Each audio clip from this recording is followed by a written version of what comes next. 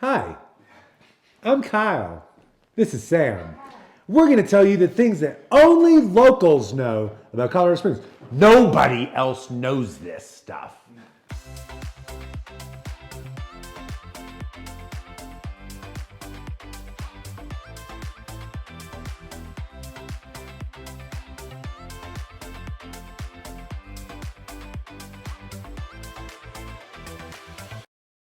Anyway, number one, get it. This is your favorite. This is your favorite. Gold Camp. It's not my favorite. It's not my favorite. I hated this. We used to go and do this stuff all the time in high school, and I always thought it was so stupid. The tunnels at Gold Camp Road. Everyone says they're haunted. They're not. They are. Okay? They're absolutely not haunted old mining tunnels. They're definitely not, no matter what Kyle is saying on the other side of the frame here, not haunted. Okay? But they are super, super cool. And there's a ton of trails up there that are really cool. Yes. And it is kind of fun to go up there and pretend like they're haunted and have a fun night with your friends and be ridiculous and wild and crazy. Where's Gold Camp? Gold Camp is up kind of behind the Broadmoor. Yeah. So southwest side of town, if you will. Cool like dirt roads that go up back there. I think you can get in there from North Cheyenne Canyon, I'm pretty sure. So you can go back to North Cheyenne Canyon, link up on some really cool trails, or keep driving through until it turns into a dirt road. And eventually that's going to get you into a series of old mining tunnels. They used to run the rail cars through these things, big railroad back in the day. Yeah. And they're super cool, and it's really pretty back there, and it's a really photogenic spot back there. This is actually the thing about Gold Camp okay, it's haunted or it's not haunted, it's haunted. But the only thing that only locals know about up there is that you can actually go up there and there's these like random pull-offs that you can actually go shooting. Oh, yeah. Yes, right? Yeah. So as you're driving up there, first of all, there's these you get these random pop-offs where like you get these unbelievable views of the city itself. But then you go up even further and there'll be kind of these like cutouts in the side of the mountain and people will go up there and they'll go shooting as if it's like just a little range. So they're honestly really dirty. It's kind of actually super annoying, but it's a cool place to just go shoot your guns. Recreate in any capacity. With guns. Yeah. Anyway, number two.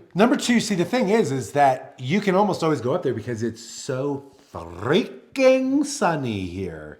No, it's not sunny like Arizona, like get burnt walking down the sidewalk. Sunny. I mean, you can do that here. You can get burnt. What kind of burnt are we talking about? This would be like you could experience like a golden crisp here if Arizona is like, burn the bottoms off of your shoes during the day. Yeah. No, totally true. Yeah. But it is sunny like over 300 days a year here, which is pretty crazy. And actually super awesome. Yeah. But it also comes with a not so fun friend. It does. Wind. Yeah. It's very windy here. People talk about Chicago being windy. I've never been to Chicago. I wouldn't know. But I'm pretty sure it's windier here. Okay? I'm pretty sure it's windier. Now, that being said, I moved from New Mexico, from like High Plains, New Mexico, and it was like 50 knot winds every day. Yeah. But when I do remember moving up here, the spring that I moved up, I remember I was like so angry. I was like, I left New Mexico to get away from the freaking wind. Why is it windy again? So it's very windy. Yeah, it's kind of annoying, but whatever. Were you here for the bomb cyclone? No. Oh man, that was wild. That was wild times. 100-mile-an-hour winds, snowing, like wet, heavy March snow on top of the 100-mile-an-hour winds. It was like a foot of snow overnight. It was wild. Yeah, it's crazy. Not a fan of that. But still, 300 days of sunshine. Might be a little balmy at times, but a lot of sun. Yeah, the weather here is pretty crazy. Another thing that most people don't actually know is that Colorado is Olympic City, USA, which is pretty cool. Yeah. And so some of the things that we have here are the Olympic Training Center, which is wild. So there's more Taekwondo centers here than I've seen in my entire life. Yep. It's bizarre. Yep. High likelihood that you will meet an Olympic athlete or somebody that used to compete in the Olympics and now is a coach. Yep. I've met multiple since being here. Yep. So Olympic Training Center, Olympic Museum, which is really cool. Yep. And when they do the Hall of Fame inductions, that is also here. And it's usually a 2 or 3 day event. Olympic athletes come in. It's free to the public. They do a parade. They do all kinds of cool stuff. It's pretty dope. It is. They have they have kind of a grip on the USOC, so to speak, or the USOC kind of has a grip on the Springs. However you want to view it. We've got a bunch of different Olympic Committee headquarters here. Yeah. USA Volleyball is here. I know the rifle shooting and pistol shooting teams are here. Archery. Archery is here. Yep. Like all sorts of stuff. So definitely a high likelihood, and that's definitely something that is the city's doing a better and better job of marketing that every year, and it's becoming more and more ingrained in the culture every year. Yep. And it's really cool to see. It is. In fact, Apollo Ono is now number 2 for fastest time up the incline, which if you don't know what that is, then you need to watch The Best Things to Do in Colorado Springs that won't break the bank. But Apollo Ono went up the incline, which is 2,700 steps, in 17 minutes? 17 minutes and 45 seconds. If you don't know who Apollo Ono is, if you've ever seen the man with the biggest quads on the planet, it was probably him. Or Ronnie monstrous quads. Yeah. One quad might be the width of Kyle and I on this couch right now. It's freakish. That might be Ronnie Coleman's quads. Yeah. Well, he might rival Ronnie Coleman's quads. I don't know. That's true. You know, but the incline, absolutely insane. That's definitely something that it's kind of becoming more and more famous lately. There's a little bonus thing that locals only know about is the incline. That thing is nuts. And like Kyle said, if you haven't watched the video on, what was it? Five things to do that won't break the bank. You need to watch that. They talk all about the incline in that video. Yeah. All about it. Number 4, let's talk about one of your favorite restaurants in the city. You want to know my favorite restaurant in the city? I go here for my birthday every year. Actually, I don't, because my birthday is the day after Christmas, and by that time I'm tired of eating. But I have it scheduled for shortly thereafter. It is called The Rabbit Hole. Now, you might be saying, well, there's no way that only locals know about that, because I could look that up on Yelp. Yeah, I get it. However, if you were walking down the street, you'd never find it. You wouldn't. You would not know that the rabbit hole existed. So you're walking down, I don't remember what street it is, doesn't matter, because only I want to know about it. But if you're walking down the street, there is like this, it looks almost like a phone booth. Yeah. It's like this glass booth just right in the middle of the sidewalk.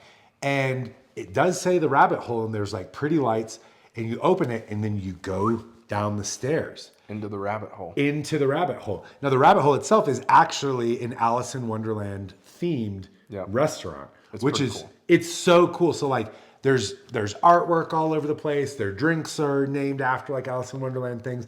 But I got to tell you, I am super picky about macaroni and cheese.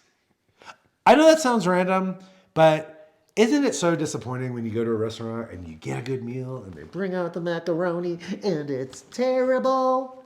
Yes, it is. It is. Well, no kidding. I would venture to say that the Rabbit Hole has the best mac and cheese I've ever had in my whole life. Your whole life? I think my whole life. So your mom, who fed you mac and cheese. My mom makes spectacular macaroni and cheese.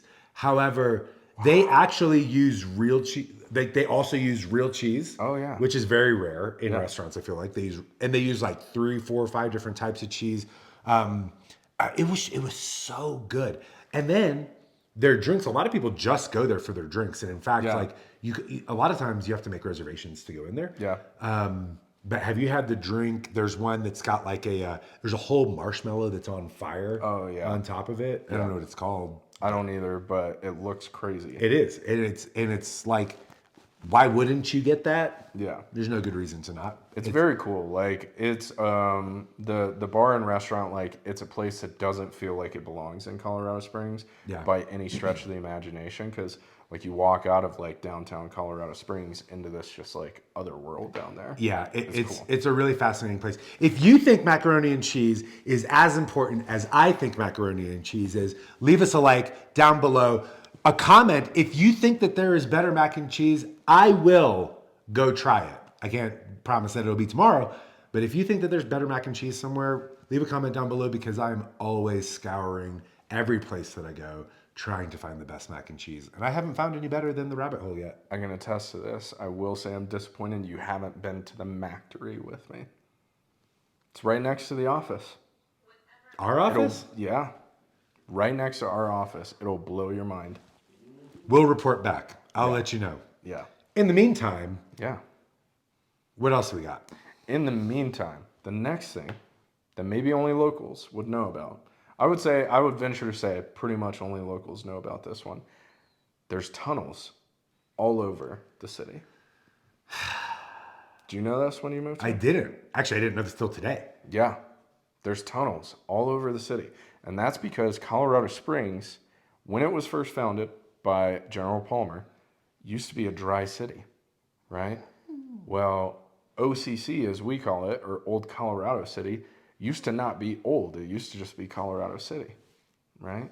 That wasn't a dry city, okay? You used to have people leaving Colorado Springs, going down in tunnels and back doors and restaurants and other public spaces, hitting the tunnels, going over to get their booze on over in OCC, or Colorado City at the time, and then coming back on over so that people in the public wouldn't see that they were going in and out of bars in different places. Wild. Yeah. Can you go through those tunnels? I don't know. I haven't found any yet. I look everywhere. Is Colorado Springs still a dry city? No. Not even close. Definitely not. Definitely not. No. There are Colorado, yeah, it's known for its marijuana, but it's actually really known for like microbreweries everywhere. Yeah. Tons and tons of them. Yeah. I swear it's like every brewery that you go into. I had peanut butter and jelly mead at a little bar a couple weeks ago. Bell Brothers. Oh yeah. Bell Brothers is without a doubt the brightest bar on the planet. Seriously. Like you go in there and it's like their lights are just like cranked full blast and you're like, it feels super awkward, but they're also the nicest people. Like they actually encourage you to try their different drinks, which is usually, you're like, can I please try this one before I buy it? And they're like, sure. But you go into Bell Brothers, they're like, well, have you tried this one? Have you tried this one? What about this one? Do you want to try this? And you're like, I'll just try them all. I mean, I would say a lot of the microbreweries around here are that way. And they're like Starbucks in, any other part of the country. They're on every corner. Except that they're not wildly largely nationalized and taste like garbage. Yeah. I hate Starbucks. Yeah, don't at me, Starbucks. Yeah. Well, unfortunately, we left the worst for last. He thinks it's the worst. I think it's absolutely freaking awesome. Cave of the Winds. I think it's such a cool spot in the city.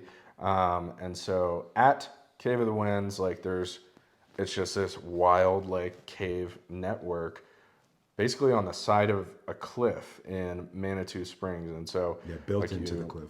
Pull up into the parking lot, and they'll take you on a tour around of all these different caves into this cliff system. And I think it's really cool because they have different levels of caving depending on which experience you want. So you can be walking in and out of the caves and checking out the stalactites and stalagmites, that. That's good.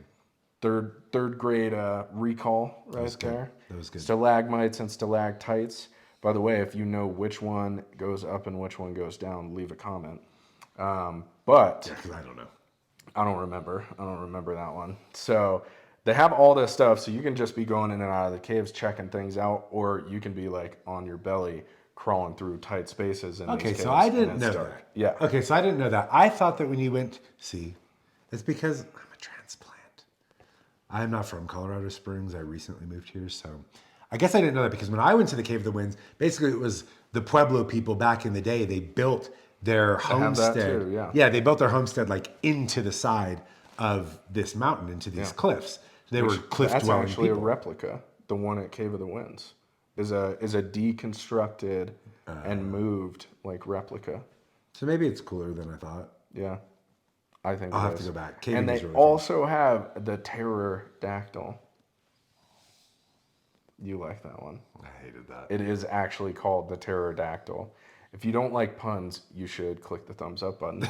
But it's called the pterodactyl. This thing, it's a giant swing. They clip you in. It swings out over the canyon floor. like 150, 200 feet over the canyon floor, whatever it is, and absolutely like instills terror into even the bravest of crazies. Yeah, I haven't done that. Maybe we'll go do that this afternoon. Maybe we will. Absolutely. So, why do we know this stuff? It's because we're locals, even though I'm a transplant. We not only know this stuff, but we know the intricacies of the real estate market here. And just super quick, if you ever want to know anything about the real estate market, that is our primary business, right? Yes, we will help you move in and get figured out in this space and understand where the good places to be and what to do. That's our expertise. Yeah. We love doing it. So our contact information will be down below. I'm Kyle. This is Sam. We are the guys, 2 of the 4 that will answer the phone. We are happy to talk to you. We're happy to answer any questions. Half of our buyers are out-of-state buyers that are looking for investment properties, second homes. Colorado Springs is growing and it's not slowing down anytime soon. So if any of these things interest you, if you want to know more about Colorado Springs or just Colorado in general, if there's anything that you would like to know in particular, leave a comment down below. Make sure to give us a like, give us a subscribe. We'll keep putting out content. You know, we do stuff between what is there to do here and also what's actually happening to the local market so that you know that we're not just a bunch of jokers. Absolutely. And keep an eye out for our home tour series starting very soon. Coming up very soon. You guys aren't going to want to miss that. They're going to be so cool. We got some hot tamale homes. That's right. Anyway, I'm going to go hop on a pterodactyl. Wish me luck. I love you. Goodbye. Till next time.